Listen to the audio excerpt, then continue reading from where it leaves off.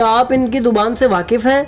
इमाम ने इरशाद फरमाया, तू ताज्जुब क्यों करता है, हालांकि मैं तमाम अहले ज़मीन पर हुज्जत हूँ और अल्लाह की हुज्जत इंसानों समेत हर जी रूह की ज़ुबान से आगाह होती है। आज भी जब हम इस ज़ुबान पर तहकीक करें तो हमें मालूम होगा कि चीन के कई इलाकों में कई लहजों से ये ज़ुबान बोली जाती है और इनका तलफ़्फ़ुज़ बिल्कुल ऐसा ही होता है जैसे कोई परिंदा कलाम कर रहा हो। चूँकि रिवायत एक अरबी शख्स से है जो इस जुबान से वाकिफ न था, इसलिए वो इन जुमलों को नकल न कर सका कि इमाम ने क्या अल्फाज इरशाद फरमाए।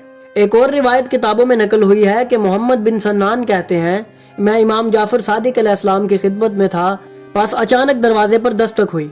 मैंने दरवाज़ा खोला तो एक शख्स इमाम से मिलने के लिए अंदर आया और इनके पास बैठ गया। इन दोनों के दरमियान जो गुफ्तगू हुई उसे मैं समझ न सका।